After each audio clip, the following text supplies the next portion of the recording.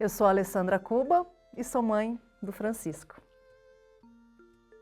Eu acho que essa foto fala muito do jeito que o Francisco é, né? Porque ele até brinca que ele fala que ele é o palhaço da turma. Ele é muito brincalhão, ele é muito bem-humorado, ele adora contar piada, ele tem esse humor sagaz do pai dele, né? E é uma criança muito feliz, muito alegre, que adora se relacionar com as pessoas, que adora estar em grupo. Então, acho que essa foto fala muito de quem é o Francisco, né? Dessa criança alegre e que tem um coração gigantesco. Eu me vejo muito nele, então isso me traz um peso ainda maior de ser modelo para ele. E ele está com 10 anos, né? Ele fez 10 anos agora em março. Mas há mais ou menos um ano e pouco, eu me vi tendo que levá-lo à psicóloga justamente pelo alto grau de autocobrança que ele tem. E foi por meio dele que eu me vi também nesse sentido, né? De como que é doloroso você ser extremamente perfeccionista. E ele, na época, entre 8 e 9 anos, já com essa autocobrança muito grande. E na época a psicóloga falou, por mais que você não cobre, ele te vê como modelo. Então, se você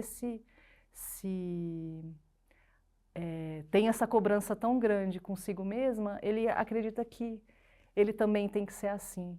Então, nesse período em que eu tive que ajudá-lo a trabalhar com isso, com esse perfeccionismo que ele carregava, entre aspas, por minha culpa, eu também tive que me autoavaliar. Então, foi um processo de autoconhecimento também, né? De saber lidar com os limites, de saber levar a vida com mais leveza, de entender que tudo faz parte do processo.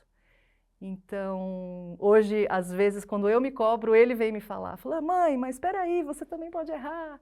A minha família é uma família formada por mulheres muito fortes. A minha família foi forjada por mulheres muito fortes.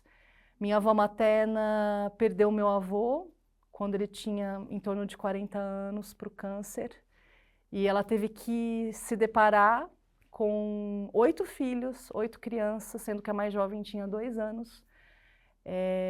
Eles viviam numa situação de pobreza, eles eram extremamente humildes. Minha avó era filha de imigrantes japoneses, então ela se viu naquele momento na vida dela tendo que criar 8 filhos sozinha, sendo que meus avós viviam da agricultura naquela época e ela não teve dúvidas, arregaçou as mangas e foi.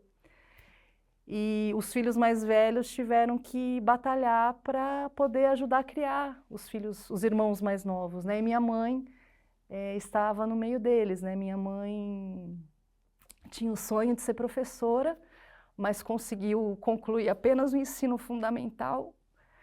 E ela teve que largar a escola para poder trabalhar, né? Ainda muito jovem, costurar para fora, para poder ajudar a mãe a criar os irmãos.